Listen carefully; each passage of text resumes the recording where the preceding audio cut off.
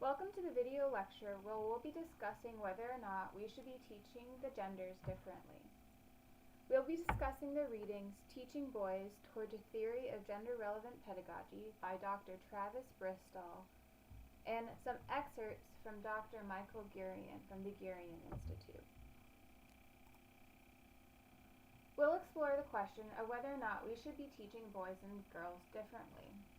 The major arguments rest on different understandings of how gender impacts how people learn. Some people, like Dr. Michael Gurian, believe that there are biological factors that influence how boys and girls learn and what their capabilities and preferences are in learning.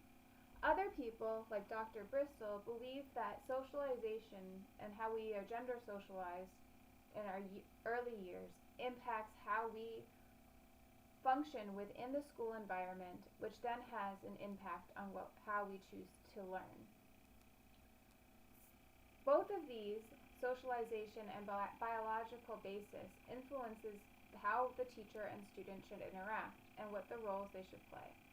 It also impacts whether or not we think that particular students' abilities are constrained by socialization or biology, and what it means to help students reach their full potential. Before we get into each of the readings, let's first review some of the key terms. Within the reading by Dr. Bristol, the term instructional capacity is used. This is meant to refer to the quality and quantity of resources that are used for improving and maximizing learning. Dr. Bristol also coins the phrase GRP, or Gender Relevant Pedagogy. This is him referencing how teachers should approach teaching and curriculum development in order to consider gender as an essential element and factor for learning. And then he goes into what this includes, and we'll discuss that briefly in a few minutes. Dr. Bristol also talks about first and second socialization, and he sees these as the two central stages of learning that a child can experience. The first is one that happens prior to school, so in the home life and community, and the second stage, the second socialization, is the learning that happens to school. And he discusses this in the relation to how gender expectations, gender norms, influence children's expectations of school and how they function within the schooling environment. And lastly, Dr. Gurian talks a lot about learning styles. And learning styles, broadly speaking, is the theory that people learn differently and have preferences in how they learn, finding that one way of learning is better than others. And these things can include things like, I'm more of a visual learner, or I'm more of a hands-on learner, or I do better at listening to things. Before we get into the arguments, let's learn a little bit about who the authors are. So Dr. Travis Bristol is a current professor at the University of California, Berkeley in the Graduate School of Education. He is a person of color and a former New York City high school teacher.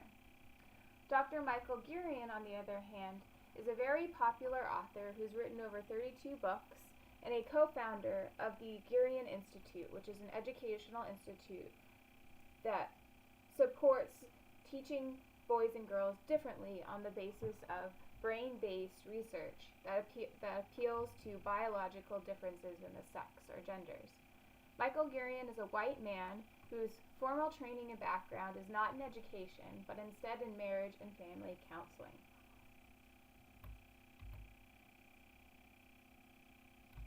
Let's talk about how these two authors approach the question of how gender impacts academic achievement. Both Bristol and Gurian would agree with the assumption that there is a boy crisis in education. That is, that boys are behind in girls' academic achievement, and therefore we need to figure out how to solve this problem.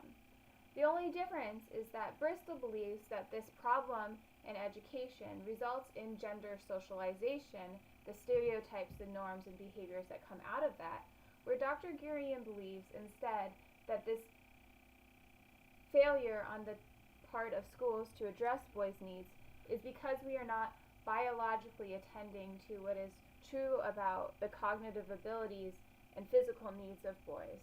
That does not have as much to do with socialization as it is to do with how they are born. So, according to Dr. Gurian, academic performance is connected to gender biology. And he cites things like, well, boys and girls are have different ways of reasoning through things. He claims that boys are deductive reasoners, while girls are inferential reasoners. And therefore, boys should be given multiple choice questions because they're very good at going from abstract concepts to concrete examples, where girls are more inferential reasoners and therefore are better when given examples during testing scenarios, because they're better at going from concrete to the abstract. Dr. Gurian also says that boys and girls have different ways of learning and appeals to the reality that boys like to visualize things, are better at visualizing things, and they don't like to talk a lot. And therefore, these things should not be required of boys. Do not encourage them or require them to talk a lot, and provide them with more opportunities to visualize. Where girls, on the other hand, need tangible things. And so this means that we should be giving girls in schools manipulatives and things to work through, blocks and such. As well as girls have a tendency to like to talk more, and therefore we should encourage and provide structures in the classroom that allow for this. Similarly, Dr. Gurian believes that there are different types of behaviors for boys and girls. He claims that boys get easily bored and therefore should be given more opportunities to move around. They need more space to learn, and then movement helps stimulate their brains. On the other hand, girls are much better at self-regulation and self-managing, and therefore do not need as much space in order to learn, and do not need to move around as much as boys. It is important to note that while you are completing the readings for this lecture, you will notice that Dr. Gurian's claims about gender biology and academic performance do not have a lot of in-text citations. In fact, many people believe that Dr. Gurian's brain-based research is a hoax and is actually not supported by academic peer-reviewed literature.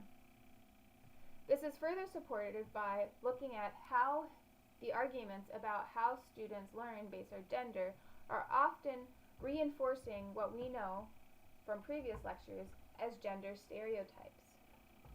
This is not true of all students, and therefore it may not be a result of biology, but instead of socialization and social learning theory. In fact, we can remember back to why it might be the case that girls like to talk more and boys talk less, why girls are better at self-regulation and boys are more easily distracted. It has often a lot to do with how boys and girls are treated at a young age, how they are played with, and the patterns that they see of the genders in the world around them through observation. If you're interested in learning more about how the Gurian Institute's work is highly suspect and problematic, please look at the additional resources under today's lecture. You'll notice a New Jersey article which involves the ACLU working to challenge a West Milford school district that aimed to encourage teachers to teach based on these gender biology differences as identified by the Gurian Institute. What is less controversial is the idea that gender is socialized. Dr. Bristol talks about how this can impact how students learn and therefore how they perform academically. Within the reading, Dr. Bristol talks about how gender and race overlap and together can work to influence a student's educational experiences. This, in fact, impacts people of color more strongly and negatively than those who are white, because being in two types of marginalized groups, a black woman, for instance, provides more instances of discrimination within the classroom than being a black boy. However, being a black boy has more disadvantages than being a white boy in a classroom. The focus of Dr. Bristol's article is to think about black boys specifically as an intersection of how race and gender influences academic ability and what can be done to address this. He appeals to how teachers must be prepared and how they need to be prepared in order to better educate, and he talks about this in terms of instructional capacity. He claims that teachers lack the skills needed to facilitate engagement in learning, and therefore the learning in general, of students, and specifically black students and black boys. That is, the teachers lack the gender competence as well as the cultural competence to know what it is to engage a student in learning on these different identities and how to keep them invested in the learning process. Part of this, Dr. Bristol says, is resulting from a teacher's lack of awareness of how the external environment impacts the classroom environment. That is, what happens outside of the classroom will ultimately influence what happens inside the classroom, and that we cannot be naive or blind to this reality. The power structures that exist within society, whether racial or gender, influence the types of power structures that happen within the classroom. That means, de facto, that there is going to be gender and racial inequality in the classroom and that something needs to be done about it. Similarly, we can't ignore the lived realities of our students, and therefore we have to make sure that we're attending to the current events in the classroom that impact the lives of our students. And in doing so, help challenge the socialized worldview about how particular people are supposed to be, those gender stereotypes and racial stereotypes, and to create structures that allow us as teachers to critically evaluate them, as well as engage students in this critical evaluation. Dr. Bristol then appeals to how these things influence the types of behaviors that happen within the classroom. He talks about the first and second socialization and how boys are socialized before school in a way that ultimately contradicts the expectations that they're going to have to be accountable to when they enter school. That is, we teach them one thing when they're young, before they enter school, and this thing is not acceptable once they enter school. And as a result, this creates a lot of behavioral issues for students, and specifically boy students. That is, the school structures exacerbate the gender socialization and the racial socialization for the students, and informs the teachers' expectations of what the child is capable of and what types of problems the child will bring into the classroom. These expectations are a result of how the teacher perceives a student based on their gender and racial identity. Dr. Bristol talks about how we need to help teachers adjust their perceptions by making them more critically aware of how gender influences how they teach and how they perceive their students. Additionally, Dr. Bristol talks about how we must adjust our rules and expectations in the classroom to better account for the gender socialization that happens outside of the classroom prior to schooling, and also to adjust to the biased and stereotypical practices of gender and race that happen within the classroom. He appeals to many different strategies, one of which is to address students' interests and also provide more opportunities for hands-on learning. Essentially, get students engaged by connecting to them based on their lives and what interests them, regardless of their gender and their race, and provide them more opportunities to apply what they know to real-world contexts, to bring the inside of the classroom to the outside world, to create a more interactive learning environment. While these might seem to be convincing strategies for addressing academic performance discrepancies among the genders, it is important to note that there are some discrepancies, similarly to those of Dr. Michael Gurian. While Dr. Bristol tries to appeal to gender socialization as the reason for a need to teach boys and girls differently, in doing so, if you look closely at his article, he does end up relying on gender stereotypes and overgeneralizations.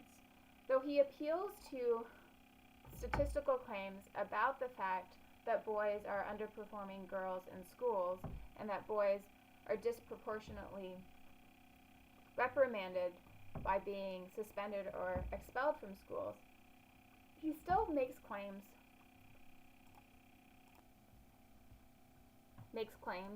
that seem to be based on gender stereotypes and not actually academic research. For example, he appeals to the fact that some people believe that boys need more hands-on learning in real-world contexts in order to engage. This is something that Dr. Michael Gurian also believes. However, we know that research supports that any type of experiential learning activities, any type of hands-on learning activities, increases student learning outcomes for any student. It has nothing to do specifically with a person's gender or racial identity. So let's look at a response to the ideas presented in our readings.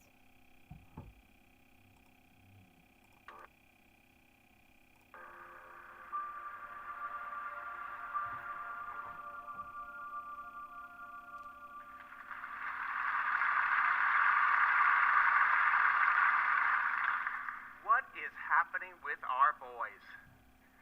Have you noticed that there is a national debate, international debate in Australia, the United States, in Britain, all across Europe? What's happening with boys in school? Are boys in trouble? What about the boys? Just a few of the covers of magazines and newspapers. It's been everywhere with my own contribution on the screen as well. It's everywhere we look. And if you look at some of the data, you would conclude that boys are, in fact, in some real trouble. The data tend to turn around three distinct areas. First, the numbers themselves. In Australia and the United States, 60% of all university students are female. Just the numbers alone. Second, how about achievement? Across Australia and the United States, girls are getting higher grades. They are getting they're getting more honors. The 75% in the United States, 75% of the number one graduate in high schools across the country is a girl. So are boys doing worse? And then it comes to behavior. In Australia, boys are 3.5 times more likely to be suspended, 5.5 times more likely to be expelled, 2.5 times more at risk for emotional immaturity, and 2.5 times more likely, you thought it would be higher, and 2.5 times more likely to complete suicide. So those are the three dimensions, and if you were to follow those, you might conclude that there are fewer and fewer boys, they're doing worse and worse, and they're getting far more behavioral problems. So how are we asked to think about this problem? Very frequently we're told, well, one problem could be not enough male teachers. The boys need more male role models, so we have to have more male teachers. Another critique says, actually, it's feminists' fault, because they have completely changed the curriculum to make it more girl-friendly. So these little boys with testosterone surging through their limbs have to learn how to be quiet, sit still, raise their hands, and take naps. Or perhaps it is simply that we are not paying sufficient attention to different learning styles between boys and girls. Perhaps it's that the boys and girls are so different that we have to modify our teaching arrangements. I think all of these ignore the most important element in what I think of as the boy crisis.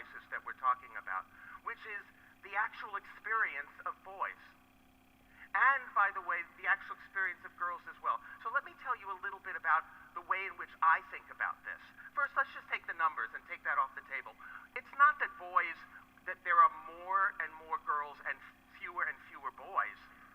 The truth is, more people are going to university than ever before. It is true that the rate of increase among girls is greater than the rate of increase among boys. But it is not at all the case that girls are sort of soaring and boys are kind of declining. So that's the first thing. But let's take a look at that achievement question. It is true that girls are catching up to boys in science and math, that their mean scores on tests are relatively the same these days. Well, why would that be? Well, here's what we know. Girls tend to underestimate their abilities, and boys tend to overestimate their abilities. So what that means is that in science and math classes, especially the higher level science and math classes, you have fewer girls who are really, really good. They bring those mean scores up. But you have a lot of boys who have no business at all in those higher level math and science classes, and they bring the mean scores down.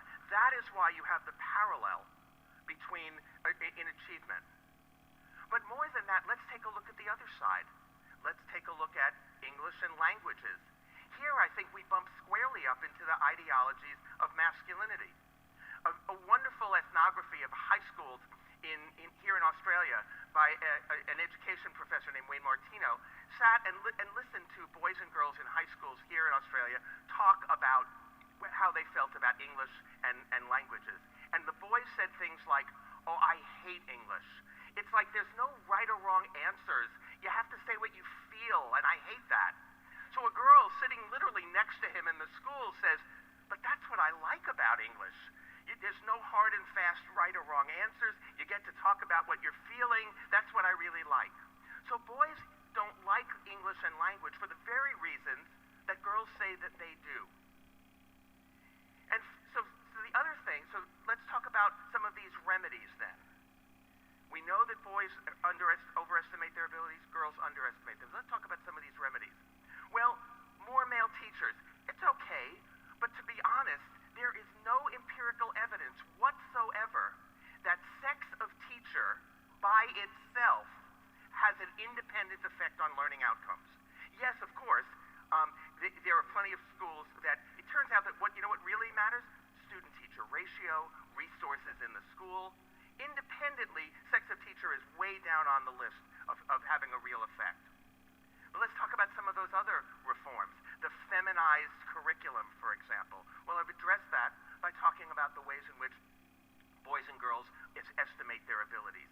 But then there's this idea that we're not adequately dealing with boys and girls' different learning styles.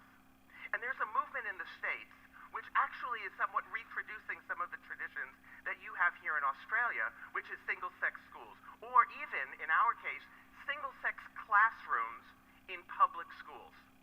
So when students go off to do math and science, they separate the boys and the girls. Now, I want you to think about this, and those of you who are parents, I want you to think about this as well, about your own kids. Here is the kind of remedy that is being offered by this movement to bring our students into single-sex classes. So just read this with me for a moment. This is the National Association for Single-Sex Public Schools, a U.S. organization. Girls and boys differ fundamentally in the learning style they feel most comfortable with.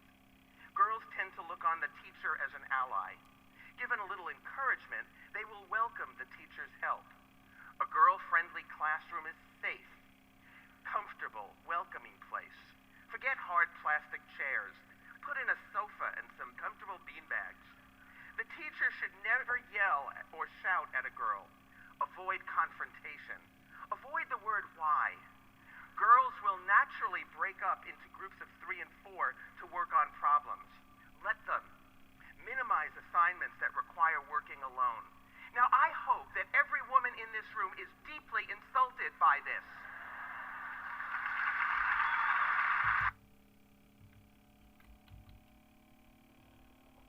So, in this little video clip, we've seen a response to the claims by Dr. Gurian that gender creates a biological difference between men and females, and therefore we should be teaching the genders differently. Similarly, this video also challenges Bristol's claim that there is in fact a crisis for boys in education. Though both this video and Dr. Bristol agree that creating more men teachers in the classroom is not necessarily the best response. Dr. Bristol will talk about responses in changing how we teach and the structures that we create within the school environment relating around gendered expectations. In this video, he will later go on to explain that the way to address this gender discrepancy, if there is one in education, is not necessarily to change how we teach or to change the structures, but to change at its very core the way in which we have gender socialized children to begin with. He appeals instead to this idea of academic disengagement, and that this is socialized in young men at a very young age, where being disengaged from school is a sign and measure of a man's masculinity. That is, to be a man and to be a boy is to not to be engaged or to learn in school. And that the more you like school or that you like learning means that you are less masculine. So instead of addressing the school curriculum and the school teaching practices, this video will go on to talk about how we just need to gender socialize differently based on relationships between boys and the male figures in their world, such as their brothers and fathers and siblings and friends.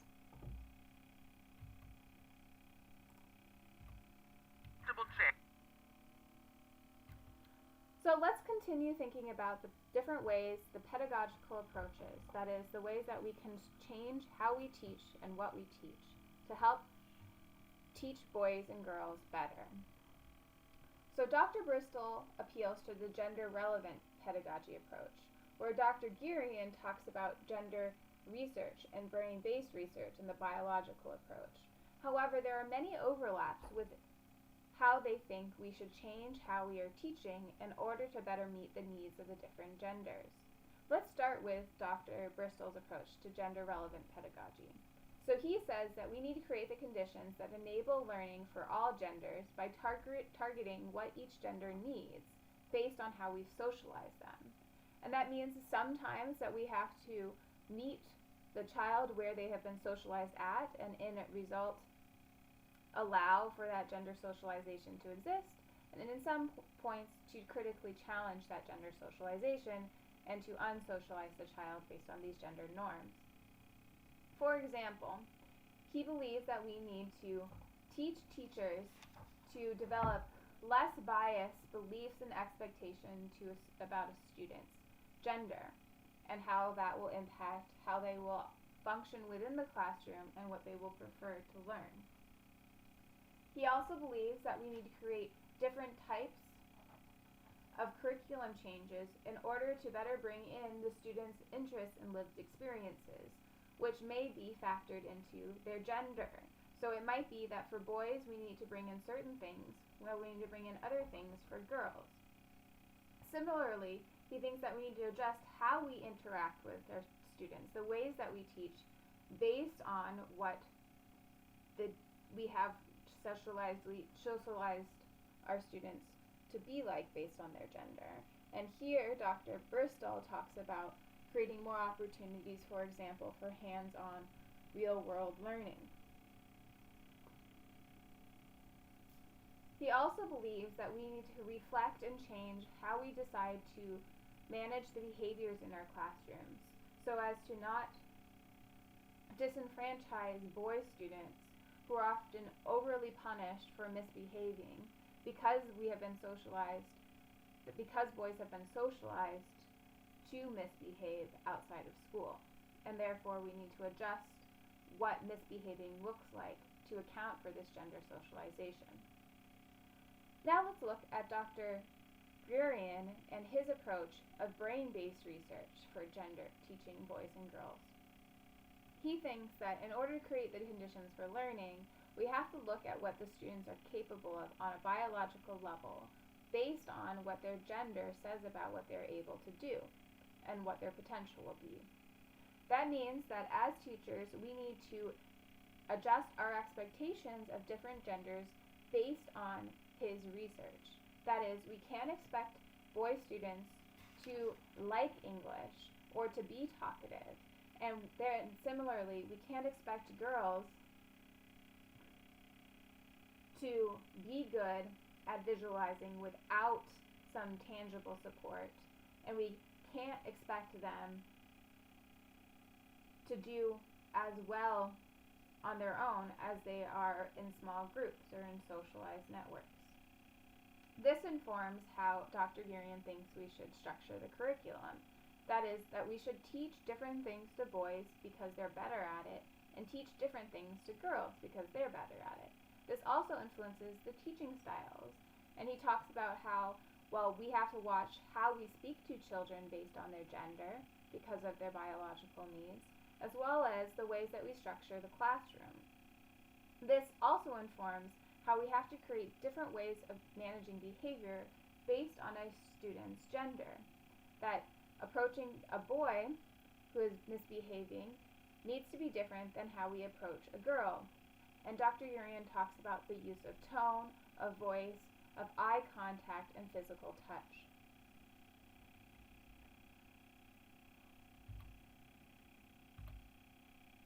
So let's look at what these different pedagogical strategies look like on the ground, and the proposed teaching interventions that result from these notions that boys and girls learn differently, either because of some biology that's innate to them or because of how we've raised them. This is essentially the discussion between, is it nature or is it nurture? And while you might assume that our answer on whether gender influences learning based on nature versus nurture will influence how we choose how to teach boys and girls, there's actually a lot of similarities in approaches. So, one solution that people who believe that gender is biological, but also, or versus people who think that gender is socialized, both agree with, seems to be that we need to have more male teachers. Now, this is something that Dr. Bristol does not think is sufficient to addressing the boy crisis in education. So, if we look at the reading by Dr. Bristol on pages 56 and 57, he talks about why recruiting and retaining male students may not be sufficient in helping boys be more academically successful in school. One is because oftentimes male teachers are not fully prepared to become the male role models that are necessary for helping male students in the classroom. Additionally, it may be that a male teacher will endorse particular socialized behavior that reflects a problematic notion of masculinity that then does not provide support and is actually harmful to boys within the school environment. There is also an assumption, Dr. Bristol says, that a teacher's gender influences a student's academic ability, and that it is, in de facto, the woman teacher's fault for boys' underachievement, and that it will necessarily be the case that if we bring in more male teachers, then that will improve boys' learning outcomes. As we saw in the previous little video clip, this is also problematic, as this is not seen as being a correlated benefit. Another proposed strategy is to create separate classes or schools, that is, single-gendered spaces, so separating students for particular subjects based on their gender, or to create schools that are single-gendered, like an all-girls or an all-boys school. The third approach is to think about a student-centered approach to teaching, and that is where we use a student's interests to drive how we teach and what we teach. And this is discussed both by Bristol and Verision. Bristol talks about connecting students' interest.